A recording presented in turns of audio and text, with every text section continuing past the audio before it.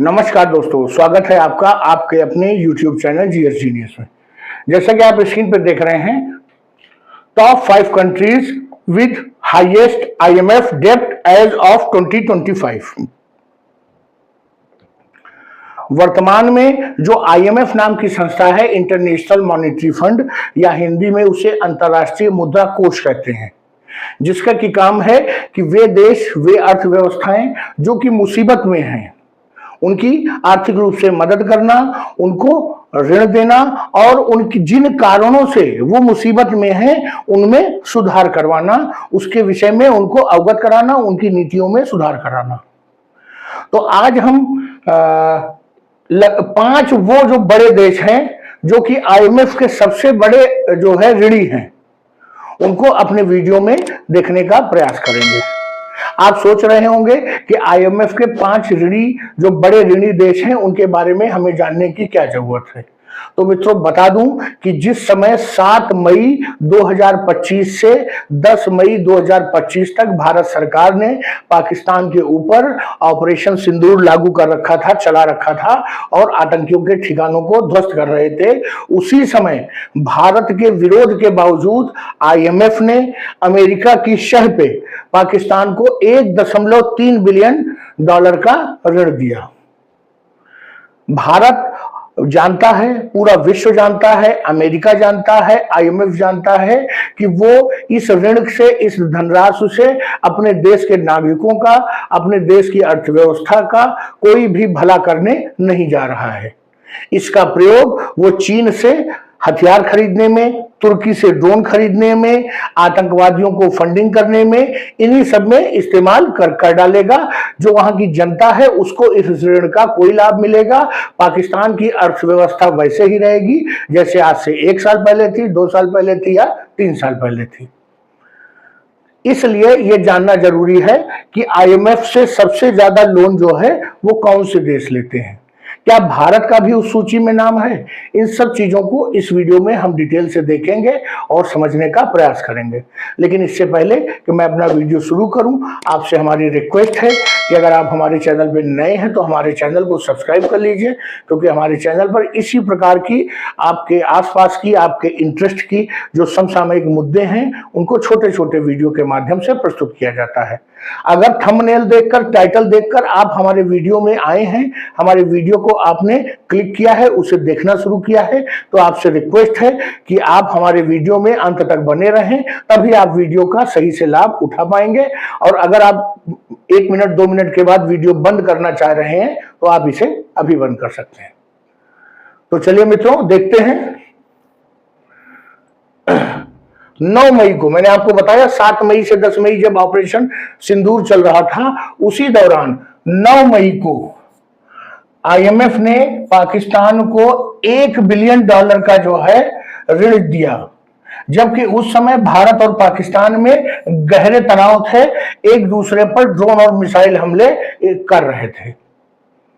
उस दौरान पाकिस्तान को लोन देकर उसको मनबड़ बनाना है, उसको, उसके हौसलों को और बढ़ाना है। भारत ने इसका विरोध किया था, इसको पूरा आईना दिखाया था, उसके बावजूद IMF नहीं माना और कहीं ना कहीं उसके पीछे जो भारत विरोधी शक्तियां हैं वो सक्रिय थी और उन्होंने IMF से पाकिस्तान को लोन दिलवा दिया। भारत ने अब आगाह किया कि हो सकता है कि इस फंड का उपयोग जो है भारत के खिलाफ जो लड़ाई चल रही है इसको आगे बढ़ाने में किया जाए, या भारत की धरती पर आतंकवाद को प्रोपोगेट करने में, बढ़ाने में, प्रमोट करने में किया जाए। इसलिए इनको वर्तमान में कुछ समय तक, जब तक ये युद्ध चल रहा है तब तक ये पैसा न दिया जाए, क्योंकि पिछले कुछ समय से लगातार ये देखा जा रहा था कि पाकिस्तान जो है IMF के सामने गिड़गिड़ा रहा था कि उसको ज्यादा से ज्यादा लोन दिया जाए और किसी न किसी कार्य के लिए बहाना बना करके वो लोन मांग रहा था और IMF बीच बीच में थोड़ी बहुत भीख उनको दे देता था। पाकिस्तान जो कि विश्व का एक भिखारी कंट्री है, उसका काम है भीख मांगना।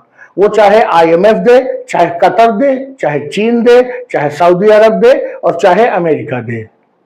वो सबसे अपनी जो है निवेदन करता रहता है और 2-4 महीने के बाद कोई ना कोई तैयार हो जाता है, 2-4 महीने का खर्चा पानी उसका निकल जाता है।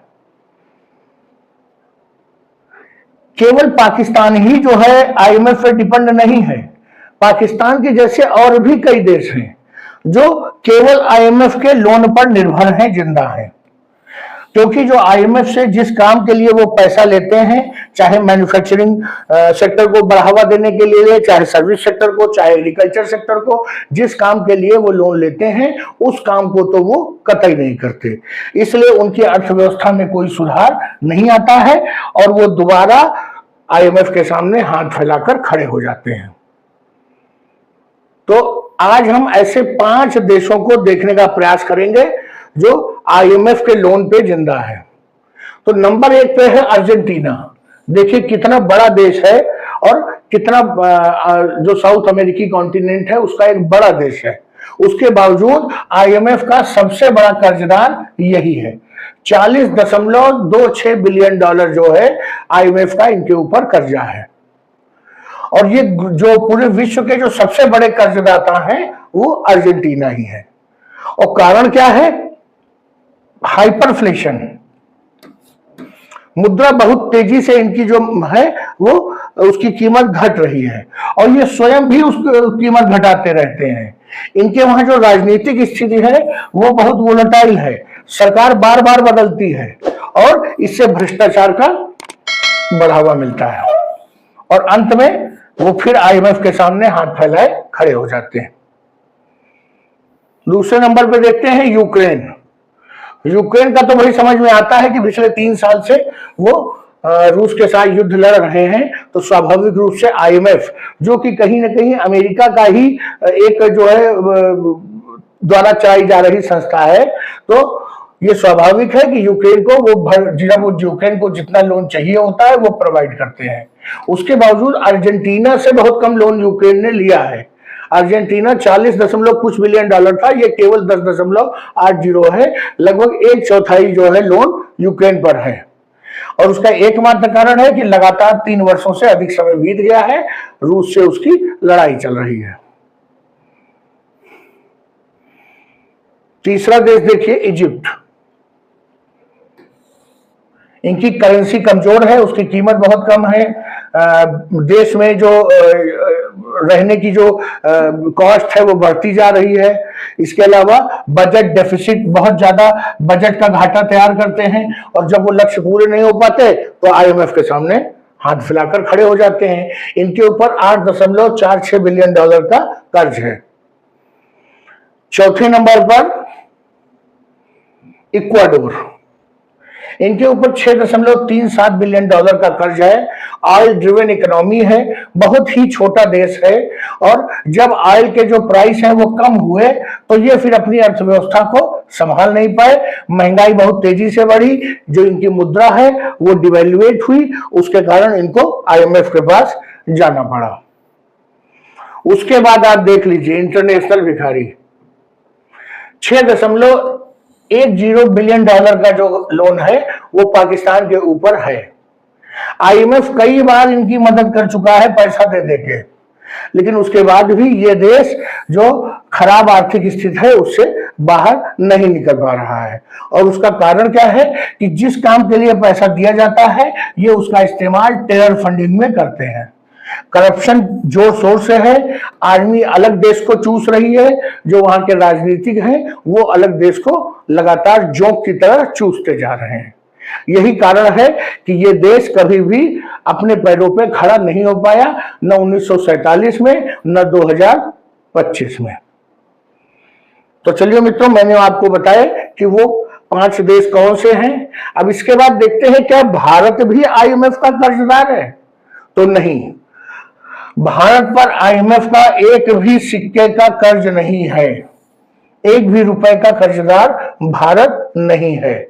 भारत ने सबसे आखिरी बार जो आईएमएफ से लोन लिया था वो 1993 में लिया था और वर्ष 2000 तक उसने ब्याज सहित एक एक पैसा चुका दिया। बल्कि भारत का ही बहुत बड़ा पैसा, बहुत बड़ा अमाउंट आईएमएफ के पास है। भारत का जो स्पेशल ड्राइंग राइट्स है आईएमएफ में, इसको आप समझ सकते हैं कि भारत जब चाहे इतना पैसा आईएमएफ से मांग सकता है। तो वो 13,114.4 मिलियन डॉलर भारत का आईएमएफ में पड़ा हुआ है। पाकिस्तान हर बार आईएमएफ के सामने लोन के लिए गिड़गिड़ाता है और बार बार पूरे विश्व में जो फाइनेंशियल स्टेबिलिटी है उसको बढ़ाता है, लेकिन भारत आईएमएफ को अपनी तरफ से पैसा देता है कि जो विश्व में ऐसी अर्थव्यवस्थाएं जो अपने पैरों पे नहीं खड़ी हो पा रही हैं उनकी सहायता करे और विश्व में जो एक प्रकार का डिसबैलेंस है, विश्व में एक प्रकार का स्थायित्व लाने का प्रयास करता है। तो मित्रों, आईएमएफ में भारत की भूमिका और पाकिस्तान की भूमिका एक ऋणदाता और जो है एक कर्जदार के रूप में है। मित्रों, हमने देखा कि विश्व में कौन सी अर्थव्यवस्थाएं, कौन सी देश आईएमएफ के कर्जदार हैं ज्यादा और भारत की क्या स्थिति है, इन सब चीजों को हमने अपने इस वीडियो में डिटेल में देखा और समझा। अगर आपको हमारा वीडियो अच्छा लगा हो, हमारी बात समझ में आई हो, तो वीडियो को लाइक करिए, चैनल को सब्सक्राइब करिए। धन्यवाद।